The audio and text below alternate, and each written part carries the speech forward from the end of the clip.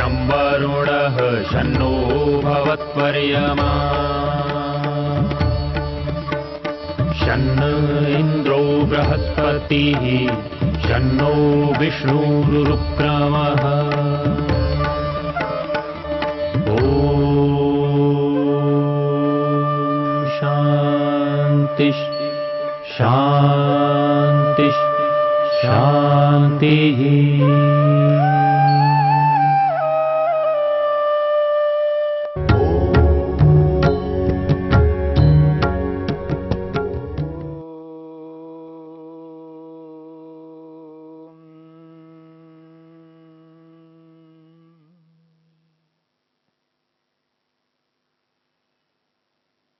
असंप्रज्ञात समाधि को लेकर के हम विचार कर रहे हैं। असंप्रज्ञात समाधि के दो भेद यहां पर बताए जा रहे हैं। स खलु अयम द्विविधः उपाय प्रत्ययो भव प्रत्ययश्च। वह यह जो असंप्रज्ञात समाधि है वो दो प्रकार की है, दो प्रकारों से लगाई जाती है। एक का नाम दिया है उपाय प्रत्यय, अलग अलग उपायों के ज्ञान से प्राप्त होती है। और दूसरी समाधि है, दूसरा प्रकार है भव प्रत्यय। इन दोनों में से भव प्रत्यय को लेकर के विचार चल रहा है। महर्षि पतंजलि ने सूत्र दिया है भव प्रत्ययो विदेह प्रकृति लयानाम। यहां पर योगी नाम भवती ये जोड़ लेना चाहिए। भव प्रत्ययो विदेह प्रकृति लयानाम योगी नाम भवती। ऐसे योगी, ऐसे योगाभ्यासी जो विदेह नामक योगाभ्यासी है, प्रकृति लय नामक योगाभ्यासी है, विदेह नामक प्रकृति लय नामक योगाभ्यासियों को भव प्रत्यय नामक असंप्रज्ञा समाधि की प्राप्ति होती है। हमने भव प्रत्यय को लेकर के विचार किया। भव का अर्थ है होना, जो हो रहा है उस होने वाली स्थिति की जो जानकारी है वो है प्रत्यय। जो संसार में घटित हो रहा है, जो भी घटना घट रही है, जो भी स्थिति सामने आ रही है, उसकी जो जानकारी है, संसार में जो कुछ भी हो रहा है उसकी जो जानकारी है, उसी का नाम है भव प्रत्यय। ये जो भव प्रत्यय नामक समाधि है, ये उन विरले लोगों को लगती है जिन्होंने जन्म जन्मांतरों से पुरुषार्थ किया है, करते हुए आ रहे हैं। भव प्रत्यय, भव होना, जो हो रहा है। संसार में दो स्थितियां हैं। एक है जन्म हो रहा है, उत्पत्ति हो रही है, और दूसरी स्थिति है मृत्यु हो रही है, मृत्यु को प्राप्त हो रहे हैं। एक जन्म और एक मृत्यु, इन दोनों स्थितियों की जो जानकारी है, उस जानकारी से जिसको समाधि लगती है उसको कहते हैं भव प्रत्यय नामक असंप्रज्ञात समाधि। जिन योगाभ्यासियों ने मेहनत किया, पुरुषार्थ किया और जन्म जन्मांतरों से पुरुषार्थ करते हुए आ रहे हैं, ये जो समाधि को प्राप्त करना है, समाधि को प्राप्त करके प्रभु का दर्शन प्रत्यक्ष करके मुक्ति को प्राप्त करना एक जन्म में संभव नहीं है। इसके लिए तो अनेकों जन्म चाहिए। इसलिए महर्षि स्वामी दयानंद सरस्वती जी ने प्रश्न उठाते हुए समाधान किया मुक्ति एक जन्म में प्राप्त होती है अथवा अनेक जन्मों में। महर्षि स्वामी दयानंद कहते हैं मुक्ति अनेक जन्मों में होती है। मुक्ति के लिए अनेकों जन्म लेने होंगे, क्योंकि मुक्ति का जो सुख है, आनंद है, वो बहुत विशाल है, बहुत बड़ा है। कितना बड़ा है? ये जो सृष्टि का काल है, जिस सृष्टि में हम विद्यमान हैं, अब तक लगभग 2 अरब वर्ष होने जा रहे हैं। ये जो सृष्टि चल रही है, ये जो संसार है, इसकी उत्पत्ति होकर के कितना काल बीत गया है? 2 अरब वर्ष होने जा रहे हैं। और ये सृष्टि 4 अरब 32 करोड़ वर्ष तक विद्यमान रहेगी। वेद, वेदानुकूल दर्शन, उपनिषद, समस्त ऋषियों के ग्रंथ और वेद ये स्पष्ट कहते हैं कि ये जो सृष्टि है, इसका जो काल है वो 4 अरब 32 करोड़ है। और जब ये सृष्टि नहीं रहेगी, प्रलय होगा, प्रलय भी 4 अरब 32 करोड़ का है। जितना समय सृष्टि का है उतना समय प्रलय का है। और सृष्टि प्रलय को जोड़ करके 36,000 बार गुणा करके देखा जाए तो कितना काल हो सकता है? सृष्टि और प्रलय को दोनों को जोड़ दिया जाए और इन दोनों को 36,000 के साथ गुणा करने पर 31 नील 10 खरब 40 अरब वर्ष होते हैं। इतना लंबा काल मुक्ति का है। इतने लंबे काल के मुक्ति को भोगने के लिए जो हमें कर्म करने होंगे, वो एक जन्म के कर्मों से संभव नहीं है। अनेकों जन्म चाहिए। इसलिए मुक्ति अनेक जन्मों में प्राप्त होती है। अनेक जन्म लेने होंगे। तो जन्म ले लेकर के जिन योगाभ्यासियों ने मेहनत किया, पुरुषार्थ किया, और इस जन्म में जितना पुरुषार्थ किया है, वह पुरुषार्थ वो अगले जन्म के लिए जाएगा। फिर जितना किया है उसके आगे मेहनत करता जाएगा, पुरुषार्थ करता जाएगा। व्यक्ति किए हुए कर्म कभी निष्फल नहीं होते। जहां तक योग्यता प्राप्त किया है व्यक्ति ने, उसके आगे की योग्यता के लिए मेहनत करता है। मृत्यु होने के बाद जब दोबारा जन्म होता है तो प्रारंभ से स्टार्ट नहीं करता है। वो जहां तक करके चला गया वहां से आगे बढ़ता है। उसकी जो स्थिति है उसको वहीं पर जन्म होता है जहां उसकी स्थिति होनी चाहिए। जैसे उसके कर्म होंगे, जैसे उसके गुण कर्म स्वभाव होंगे, उसी स्थिति में उसको वैसा ही जन्म मिलता है, ताकि उसके आगे से वो मेहनत करता जाए और आगे बढ़े। इस प्रकार से जन्म जन्मांतरों से मेहनत करते हुए आ रहे हैं। और जिसने संप्रज्ञा समाधि तक पहुंच गया हो, संप्रज्ञा समाधि को लगाया हो और संप्रज्ञात समाधि के विषयों का साक्षात्कार किया हो, परंतु असंप्रज्ञात समाधि को प्राप्त करने की स्थिति नहीं रह पाई, शरीर नहीं रह पाया और मृत्यु हो गई। अब जो जन्म होगा उसको, जिसने संप्रज्ञा समाधि तक योग्यता को जिसने प्राप्त कर लिया हो, अब उसको जन्म हो जाए, वह व्यक्ति प्रारंभ से प्रारंभ नहीं करेगा, फिर वहीं से नहीं चलेगा। जिस संप्रज्ञा समाधि को प्राप्त करके जिसका दर्शन किया था, जिसका बोध किया था, अब इस जन्म में वो उस संप्रज्ञा समाधि को तत्काल लगा करके आगे असंप्रज्ञा समाधि के लिए मेहनत पुरुषार्थ करेगा। ऐसे योग्यता वाले लोगों को ही भव प्रत्यय नामक समाधि की प्राप्ति होती है।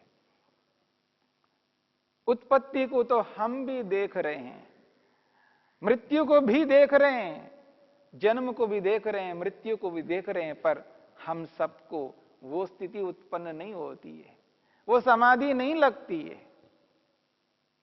क्योंकि हमारे में न वैसे संस्कार है, न वैसे हमारे कर्म है, न वैसा पुरुषार्थ है। इसलिए जिसने पूर्व जन्मों में मेहनत पुरुषार्थ किया है, अब जो उसका जन्म हुआ है, जैसे होश संभालते ही व्यक्ति संसार को देखता है, उस स्थिति में संसार में जो घटना घट रही है, जो हो रहा है संसार में, जो उत्पन्न हो रहा है, जो पैदा हो रहा है व्यक्ति, जो उत्पत्ति हो रही है, उस पर उसका ध्यान जाता है, उस पर वो अपना ध्यान केंद्रित करता है। ये जो उत्पत्ति है, ये जो जन्म है, शास्त्रों का अध्ययन किया हुआ था पिछले जन्मों में, वो संस्कार जाग जाते हैं, वो विद्या, वो सूक्ष्म विद्या उसको अनायास प्राप्त हो जाती है, उसको एहसास हो जाता है ये जो दुख प्राप्त हो रहा है जन्म के कारण से हो रहा है। यदि जन्म ना होता तो दुख कहां से प्राप्त होता? जन्म ही तो दुख का कारण है, उसको प्रतीति होने लगती है। इस प्रतीति से वो आगे बढ़ता है। जन्म ही दुख का कारण है, और जिन जिन का जन्म हो रहा है उनको देखता भी है, और उनके दुखों को एहसास करता है, देखो दुखी हैं क्योंकि उनका जन्म हो रहा है। मनुष्य के जन्म को, पशुओं के जन्म को, पक्षियों के जन्म को, कीट पतंगों के जन्म को, कीड़े मकोड़े, सरीसृप, सरकने वाले सांप आदि, बिच्छू आदियों के जन्म को, मक्खी, मच्छर, इन समस्त प्राणियों के जन्म को, न जाने कितने प्राणी हैं, कितने प्राणी हैं, असंख्य प्राणी हैं, मैं गिन नहीं सकता, इतनी योनियां हैं। इतनी योनियों में नाना प्रकार के जन्म होते जा रहे हैं। उनके जन्म को इतना ही नहीं, और जो वनस्पतियां हैं, वृक्ष हैं, लताएं हैं, विरुद्ध हैं, उनका भी तो जन्म हो रहा है, वो भी उत्पन्न हो रहे हैं। तो जन्म को देख देख करके व्यक्ति को बोध होने लगता है जन्म दुख का कारण है। जन्म हुआ है तो नाना प्रकार के दुखों को भोगना पड़ेगा, परिणाम दुख को, ताप दुख को, संस्कार दुख को, गुणवृत्त विरोध दुख को, न जाने कितने प्रकार के ये दुख हैं। इन समस्त दुखों को भोगना हो रहा है। मैं भोगना नहीं चाहता हूं, मैं दुखी होना नहीं चाहता हूं। इस भव को, संसार में होने वाली स्थिति की जानकारी करता हुआ व्यक्ति आगे बढ़ता है, उसको विवेक होता है। और ऐसा विवेक होता है कि वो व्यक्ति इस शरीर से घृणा करने लगता है, शरीर उसको दुखदाई दिखने लगता है। संसार के वो जो बाह्य पदार्थ हैं, जिनके प्रति कोई आकर्षण ही नहीं है, क्योंकि वो सारे के सारे पदार्थ दुखदाई है, सब में दुख विद्यमान है। उन पदार्थों के प्रति आकर्षण नहीं है, स्वयं के शरीर के प्रति भी आकर्षण नहीं है, क्योंकि शरीर दुख का कारण दिखता है उसको। शरीर में रहना ही नहीं चाहता। जब तक शरीर है तब तक दुख होगा। दुख से बचना है तो शरीर में से हटना है, मुक्ति को प्राप्त करना होगा। शरीर ही उसको दुखदाई दिखने लगता है। शरीर में रहने वाले जो सूक्ष्म पदार्थ हैं, ज्ञानेंद्रियां हैं,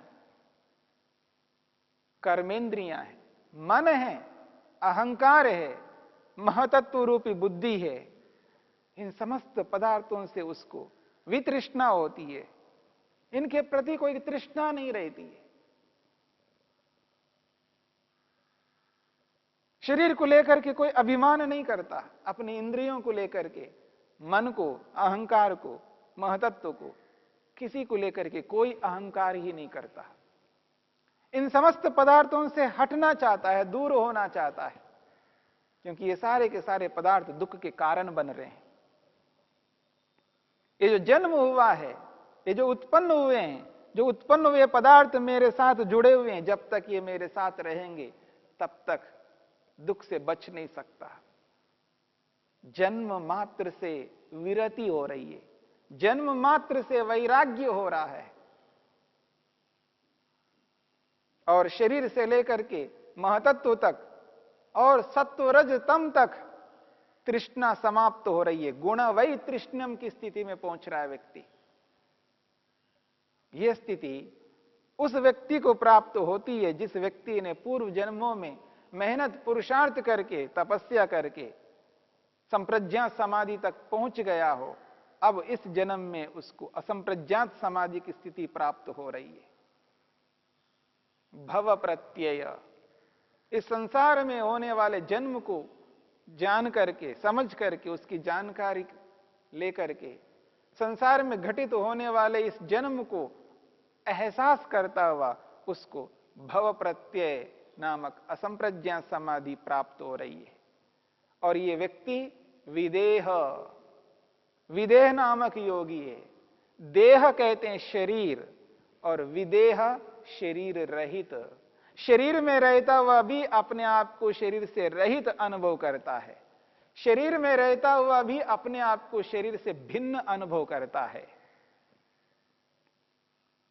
इंद्रियों के साथ रहता हुआ भी इंद्रियों से अपने आप को अलग मानता है। मन के साथ रहता हुआ भी अपने आप को, आत्मा को मन से भिन्न मानता है।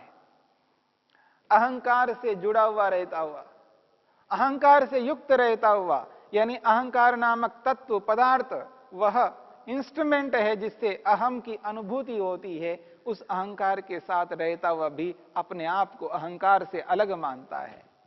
जिस बुद्धि से निर्णय करता हुआ भी उस बुद्धि को, अपने आप को अलग मानता है। शरीर में रह करके भी अपने आप को शरीर से अलग मानता है। यही विदेह का अभिप्राय है। जो इस स्थिति में रहने वाला व्यक्ति है उसी को भव प्रत्यय नामक समाधि की प्राप्ति होती है। ये अपने संस्कार मात्र से बस कैवल्य पदमिव, कैवल्य जैसा अनुभव करता है। इस शरीर में रहता हुआ शरीर से भिन्न अपने आप को एहसास करता हुआ और असंप्रज्ञात समाधि को प्राप्त होकर के असंप्रज्ञात समाधि में परमात्मा का साक्षात्कार कर करके परमात्मा का आनंद का उपभोग करता हुआ इस शरीर में रहता है, पर शरीर से अपने आप को भिन्न मानता है। कैवल्य पदमिवा, मुक्ति जैसा ही अनुभव करता है इस शरीर में रहता हुआ। जैसे मुक्ति में मुक्ति का अनुभव होता है वैसा इस शरीर में रहता हुआ भी मुक्ति जैसा अनुभव करता है। बस केवल एक स्थिति है, शरीर का छूटना बाकी है। जीवन मुक्त की स्थिति में विद्यमान है। जीवन मुक्त की स्थिति में बस शरीर छूटा और मुक्ति में जाए, इतना ही अंतर रह गया है। यही विदेह नामक योगी की समाधि है, भव प्रत्यय नामक समाधि। भव प्रत्ययो विदेय प्रकृति लया नाम।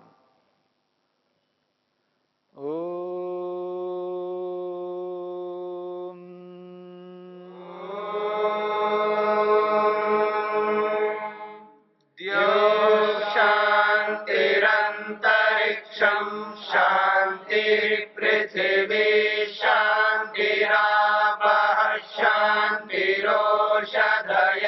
शांतिः वनस्पतयः शांतिर्विश्वे देवा शांतिर्ब्रह्म शांति सर्वं शांति शांतिरेव शांति शांति